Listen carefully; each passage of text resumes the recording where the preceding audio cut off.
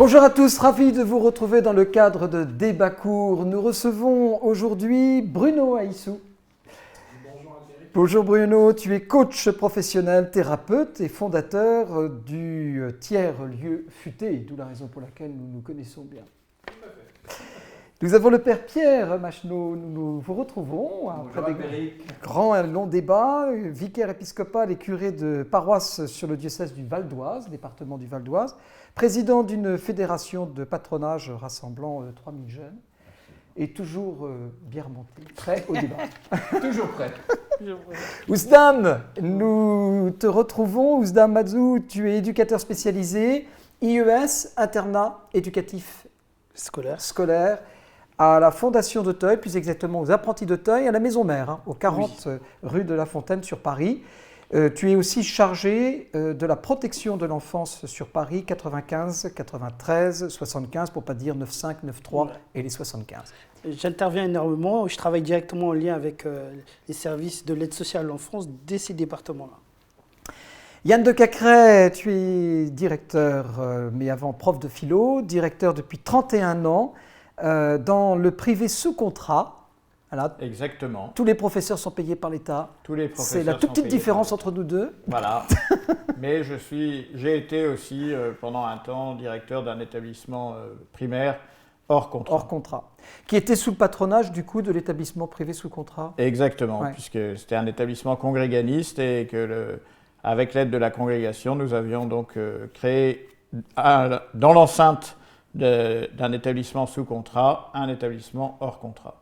Nous nous mobilisons tous pour construire, créer des écoles ou même diriger et assurer des missions dans les écoles, même en tant qu'aumônier.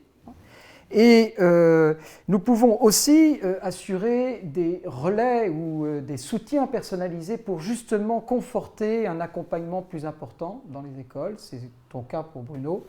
Et puis Ousdam, bien évidemment, un vrai suivi dans un sens de collaboration et vraiment de complémentarité avec les enseignants, bien sûr, et les familles. Et pourtant, la déscolarisation est présente en France. Elle fait mal, elle fait très mal à certains moments. On pourrait tomber dans l'idéologie en se disant les statistiques nous montrent que quand même 33% des déscolarisés sont filles. Alors on se dit oh mon Dieu, ça y est, les filles n'ont pas le droit, mais enfin c'est 33%. Ça veut dire que nous avons, si je compte bien, 67% qui sont des garçons. C'est énorme, c'est gigantesque. La déscolarisation concerne en fait des jeunes de moins de 16 ans et qui sont hors du système scolaire, soit parce qu'ils, tout simplement, je dirais qu'ils ne fréquentent pas forcément un établissement d'une manière vraiment régulière, malgré leur inscription, soit parce qu'ils ne sont pas inscrits dans un établissement, tout simplement. C'est-à-dire que sous couvert d'être inscrit dans un hors contrat, l'inscription n'est pas factuelle, ni dans le domicile, ni au domicile. La déscolarisation est l'étape finale du décrochage scolaire.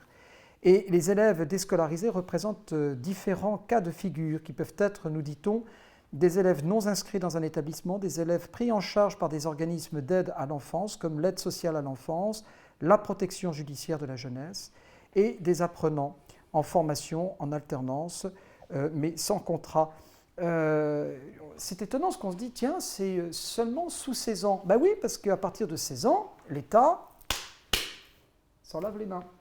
On n'attend pas la majorité.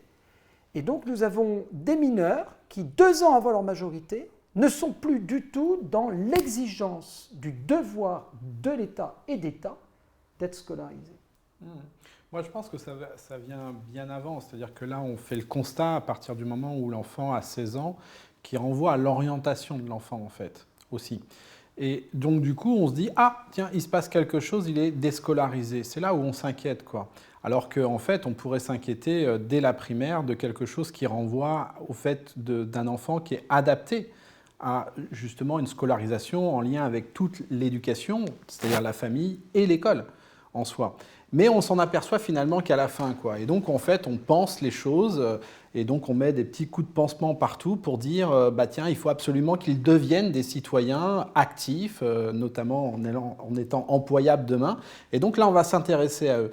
Or, effectivement, à mon sens, si on prend la chose bien plus en avant, on peut faire quelque chose. Mais là, dès lors, effectivement, qu'on fait des constats et on met je dirais, des pourcentages, 33, 67%, etc., c'est du grand n'importe quoi. Privé sous contrat, tu as eu, toi Yann, des élèves qui sont déscolarisés, qui sont partis, sûr, que tu n'as pas pu reprendre. Il y en a partout des élèves qui sont déscolarisés et nous on a rescolarisé un certain nombre d'élèves parce que l'internat, et je pense que Ousdam pourrait le dire mieux que moi, l'internat rescolarise un certain nombre de jeunes qui n'avaient pas la possibilité de poursuivre dans un système plus classique. Et je crois qu'il faut qu'on arrête de se voiler la face. Si on a un système éducatif qui est trop normalisé, trop rigide, etc., on n'arrivera jamais à rien. D'où l'idée du développement des frères Montgolfier, d'où l'idée du développement d'un système alternatif qui permette de raccrocher un certain nombre de ces jeunes. On voit bien aujourd'hui, avec le succès par exemple des écoles de production, qu'il y a là un formidable modèle pour pouvoir réinsérer un certain nombre de jeunes qui avaient quitté le système scolaire. Mais est-ce qu'on va vouloir d'un système alternatif à l'éducation nationale? Le gros problème, c'est qu'on n'est pas encore dans cette manière de présenter la diversité des établissements comme un magnifique puzzle et une dynamique de complémentarité. Et donc on parle de dimensions alternatives, etc. Mais je trouve qu'on est plus dans la solution d'échappatoire que dans la dynamique d'une construction. Je trouve que derrière le mot alternatif, il y a cette pas une fuite, mais bon, bah ça y est, on va le caser là, quoi. Alors que moi, je voudrais qu'il y ait une vraie complémentarité, c'est-à-dire un outil qui répond. En fait, c'est vrai que, comme le soulignait Bruno, il y a le rapport des pansements. On a tendance à mettre des pansements, mais en fait, il faut se poser et faire un diagnostic et dire, voilà, partout, il y a des diagnostics qui ont été faits par des commissions et on a ciblé le problème. Sauf que derrière, c'est la capacité que nous avons de dire que est-ce qu'on veut vraiment remettre en cause le système actuel dans son ensemble ou est-ce qu'on continue à mettre des pansements? Jusqu'à présent, ce même système, puisqu'il y a une complémentarité entre l'éducation spécialisée, l'enseignement qui ramène à la déscolarisation, et pour pouvoir réinsérer des jeunes, il faut travailler en complémentarité. Il faut que l'éducation nationale, à travers l'éducation spécialisée, travaille en complémentarité avec l'éducation nationale. C'est-à-dire c'est pour permettre de rescolariser et d'accompagner des jeunes pour les remettre dans l'insertion. Mais qu'est-ce qui engendre la déscolarisation? Vous voulez dire quelque chose avant? Je voulais dire exactement ça, de se dire aussi, qu'est-ce qui engendre les familles? C'est la socialisation des familles, la désocialisation des familles. Et c'est ça la difficulté. Quand je vois des parents ou des mères seules qui ne savent pas comment faire, elles sont des personnes perdues. Et d'avoir un enfant de 13-14 ans ayant élevé pour la plupart du temps seul, n'arrive pas à faire face. Elle se retrouve avec cet enfant Exactement. Dans les bras qui ne veut plus aller à l'école. Oui. Ou quand on voit des parents qui viennent d'une autre culture, où le père, c'était une culture très patriarcale, là, où le père, c'était vraiment, on écoutait le père. Il arrive dans un pays où il n'a plus de travail, où il n'est pas reconnu, où on le met de côté, l'enfant dit, mais t'es qui toi? La société ne te reconnaît pas, moi je ne vais pas te reconnaître. Et l'enfant sait ce qu'il veut, et il est en pleine crise. Et c'est tout ça. La non-reconnaissance de la famille ou la difficulté de la famille, l'enfant, dans la difficulté aussi, n'a plus de cadre, n'a plus rien, et il arrive à être déscolarisé. La désocialisation. La famille, c'est la mini-société. Quand la mini-société ne va pas bien, quand on ne donne pas les moyens pour qu'elle puisse vivre mieux, et bien là, on voit la suite. Puisque le problème de la déscolarisation se pose depuis vraiment, c'est l'école primaire met des pas. Mais là où vraiment on voit vraiment qu'il y a un problème, c'est à partir du collège. Nombreux d'enfants ont quitté lorsqu'ils arrivent au collège. On en perd. Il faut faire le diagnostic entre le CM2, la transition CM2, 6e. En fait, quand on va se rendre compte que on perd énormément à cette transition-là beaucoup d'enfants, puisqu'ils sont aspirés aussi, pour certains, dans des difficultés familiales et dans des contextes qui font qu'ils sont dans le quartier, ils rejoignent les petits réseaux du quartier. Alors, il y a les enfants il y a la situation familiale, je pense que c'est important. Je pense aussi que les professeurs ne sont pas aptes, pour une très grande partie en raison d'un manque total de formation, d'être l'école d'aujourd'hui et d'assurer l'école d'aujourd'hui. Oui, mais Et ça, je n'accuse pas les professeurs, mais j'accuse vraiment les hautes autorités de ne pas construire des formations qui nous préparent. Ça se construit à avec, ces avec éléments. tout le monde. Il y a un problème. Moi, j'entends notre père qui dit, effectivement, micro-société, j'irais plutôt même sur c'est la société, la famille. Le point de fondement de la société en général, c'est d'abord la famille. Et qu'effectivement, rien ne peut se construire sans la famille. Et que tant que l'école, effectivement, et peu importe hors contrat ou public, n'est pas en lien avec la famille, eh bien, il y a cette séparation qui renvoie effectivement à être ensemble pour éduquer. Je suis d'accord avec toi, Bruno, sauf que l'école ne peut pas rejoindre la famille au niveau où elle est actuellement. Exactement. Des difficultés. Actuellement, pour le département, j'interviens au sein des familles. Et c'est bouleversant. Il y a des familles qui sont atteintes un degré de difficulté et que la place de l'enfant, elle est difficile, puisque l'enfant s'octroie des droits au sein de la famille que si la famille était structurée hautement, elle avait le soutien lié à sa situation. On retombe dans l'enfant Moi, je suis roi, complètement etc., d'accord avec ça. Et c'est pour ça que, en gros, ce qui fait société aussi aujourd'hui, c'est aussi le tissu associatif. C'est aussi, il y a d'autres systèmes qui permettent aussi de connecter. Et en fait, on dit, effectivement, il y a l'éducation nationale et je dirais au-delà même les écoles hors contrat ou sous contrat, etc., liées dans ce package qui enseigne. Mais en fait, il y a aussi d'autres systèmes qui sont aussi les associations qui peuvent aider au processus. Quant à la déscolarisation, il ne faut pas l'entendre non plus que sur simplement des enfants qui sont dans des familles difficiles. Il y a aussi, par exemple, des hauts potentiels qui peuvent être déscolarisés, qui n'ont aucune difficulté, en fait, dans les familles.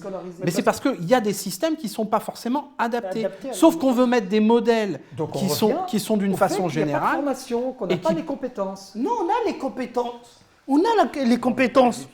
Mais sauf qu'on ne sait pas les utiliser. C'est la question de remettre à plat les choses. Les compétences, elles sont là. Mais vous avez des tuyauteries qui font que de toute façon, on ne veut pas qu'on travaille ensemble, alors que tout le monde sur le terrain veut travailler ensemble. Bon, on va appeler un chat un chat. Oui, ça c'est important.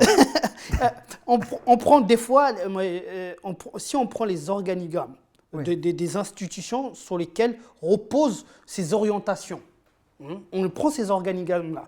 Donc, on va voir qu'à un moment donné, qu'est-ce qui se passe? Il y a une brèche entre la pratique du terrain, qui voit ce qui se passe et des fois qui vacille parce qu'elle a du mal à se faire entendre. Je prends un exemple concret. J'avais en charge une multitude de jeunes qui étaient déscolarisés dans tout le département. Il fallait les rescolariser. Donc, il fallait que, étant mineurs, il y a une obligation de l'éducation nationale de pouvoir les resserrer. Tout à Donc, fait.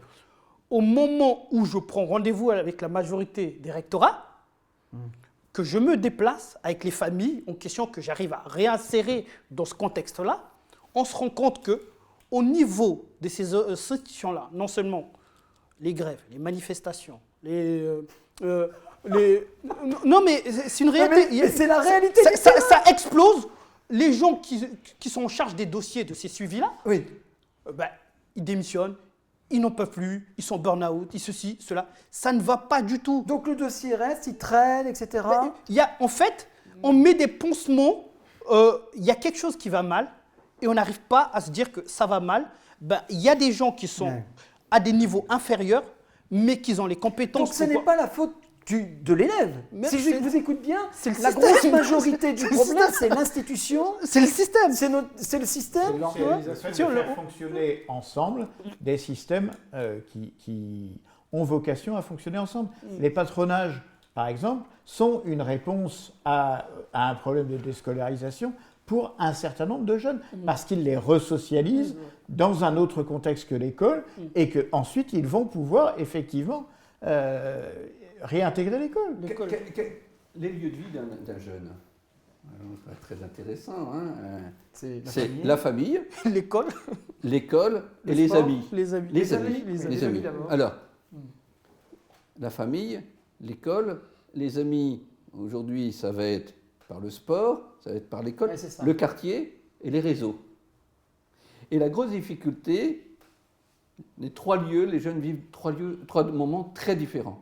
Des fois, bien souvent, il n'y a pas de lien avec l'école, la famille, l'école, il n'y a pas de lien, et encore moins avec la rue et les amis. Moi, je sais que Et j'ai ils des sont collègues complètement- du public qui disent et- vous avez de la chance, Albéric. Oui. Vous avez une école avec des élèves qui ont des parents. Alors, Et je trouve que c'est très fort comme et il phrase. n'y a pas C'est que très ça. fort. Moi, je vois bien, hein, entre autres, à Villiers-le-Bel, où l'enseignement catholique est bien présent, avec 80% d'élèves musulmans, mais il y a la communauté éducative, où là, tout adulte qui s'occupe de l'enfant, que ce soit dans l'administration de l'école, au sein de l'école, que ce soit des professeurs, que ce soit à la cantine, tout ça, mais aussi les parents, ils travaillent ensemble, main dans la main. Ouais, on est d'accord. Et ça, c'est la difficulté.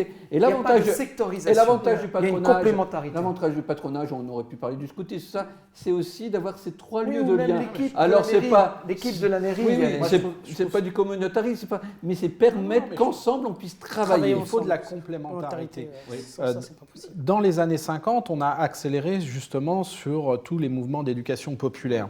Et c'est vrai que depuis maintenant une vingtaine d'années, on a finalement fait en sorte que ces mouvements-là n'existent plus tout à fait dans les mêmes perspectives qu'elles étaient au point de départ.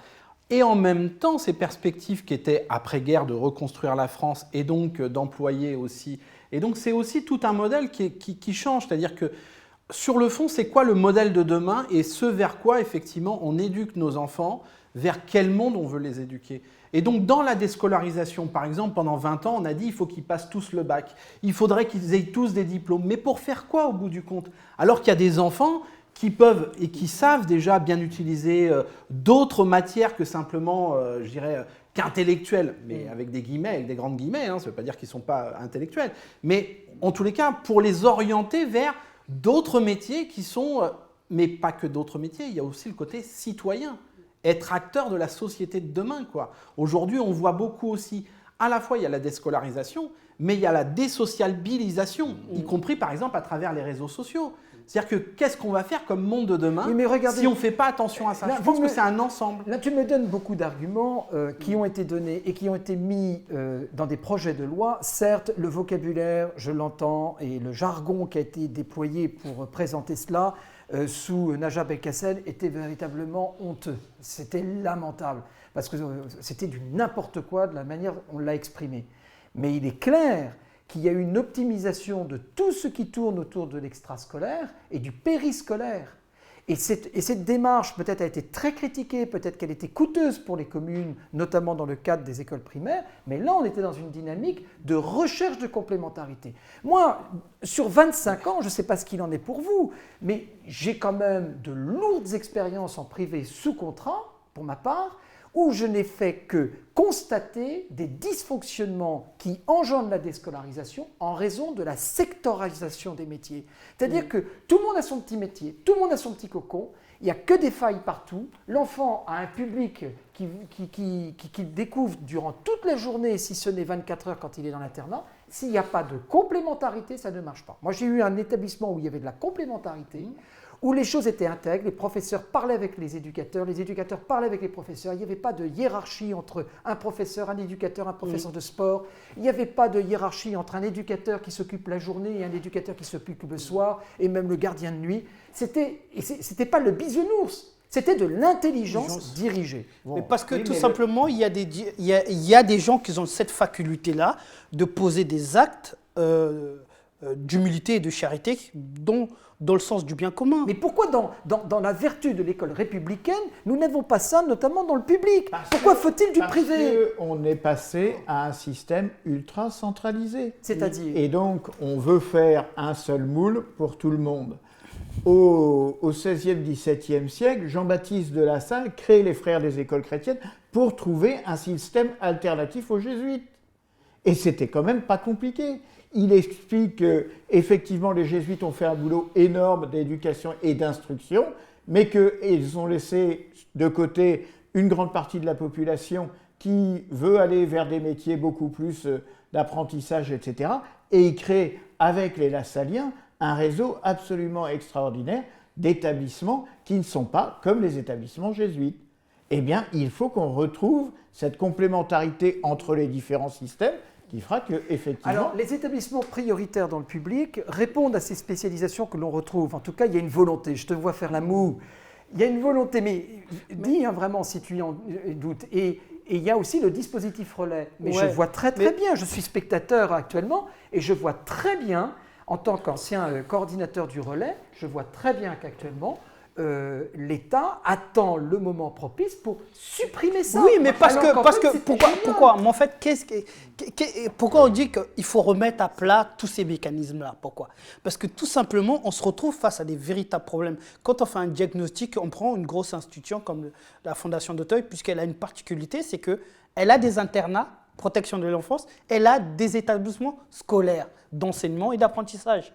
Donc, quand tu fais un constat au niveau d'apprenti d'Auteuil, mais les mécanismes en soi, même, elles créent une désocialisation que, heureusement, que l'internat arrive à venir récompenser par l'action éducative. Si les personnes sont, je ne veux pas être polémique, mais si les personnes sont bien dans leur tête et dans leur métier, sinon on tombe dans la sectorisation. Moi je pense qu'il n'y a pas que l'État et toujours l'État, oui. Parce que faut se remettre aussi que, je dirais, l'école, aujourd'hui telle qu'elle est gérée dans la République, renvoie aussi à un corporatif autour du fait qu'il y a quand même une certaine liberté de faire des choses.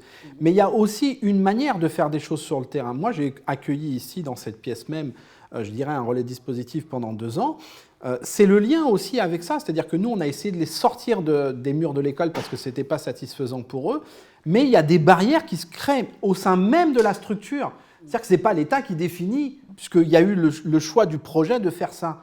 Mais au bout du compte, il y a aussi à l'intérieur une hiérarchie, si je puis dire, qui s'instaure, qui fait que ce n'est pas possible. Donc du coup, à différentes strates, on va mettre des obstacles, des barrières, à quelque chose qui fait que c'est possible normalement de faire. Mais parce que le projet, ça revient au point, parce que le projet tout simplement n'est pas pensé d'en haut, il part de là. C'est-à-dire qu'en fait de compte, le véritable problème, c'est question que trouver...